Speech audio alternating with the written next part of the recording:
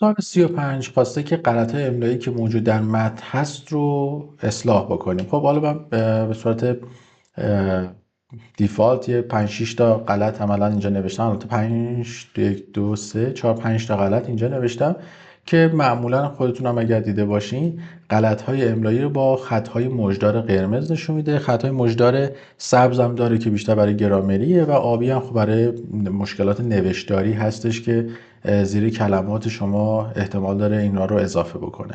خب برای اینکه ما بخوایم این مشکلات املایی رو برطرف بکنیم دو تا روش حالا من اینجا با هم دیگه روش کار میکنیم. یکی اینکه رو هر کدوم از اینهایی که خط مژدار داره اگر من راست کلیک بکنم اینجا خودش پیشنهادش رو به من میده. مثلا میگه پرکتیسینگ رو می‌خواستی اینجوری بنویسی، مثلا من میگم بله روش که کلیک بکنم برام درست میکنه، یا مثلا دوباره ادامهش رو بدم روی سافت‌ور دوباره من میام راست کلیک میکنم و به من میگه که خب سافت‌ور یه دونه مثلا ای داره میخوای اضافه بکنی و من اوکیش بکنم اینو برای من اصلاح میکنه. اما اگه بخوام راحت تر این کارو بکنم، یه دونه دونه اینو انجام ندم، میتونم بیام تو قسمت ریویو و اسپلینگ اند گرامر چک که اینجا خودش دونه دونه میفهمه از این با توجه به استارت مکان نمای من میره دنبال غلط بعدی میگرده. حالا اینجا میرسه میگه اگزم، منظورت این اگزم بوده یا اگزم بوده. من رو هر کدوم اگر کلیک بکنم میره خودش سراغ بعدی. دوباره مثلا اینجا از من پرسیده مثلا کرفولی رو اگر نوشتی منظورت کرفولی با 2 تا ال بوده یا کرفول بوده.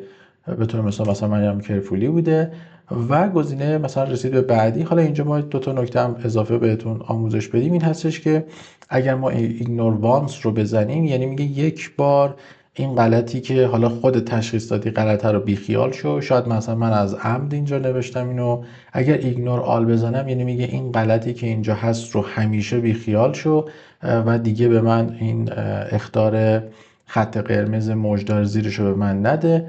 یا اصلا یه موقع هست یه کلمه هستش که تو دیکشنری این نیست، مثلا من کلمه پویاتک، خب پویاتک که تو دیکشنری انگلیسی که وجود نداره، خب این رو مطمئنا خطا میده. اونجا من میتونم بیام چیکار کنم؟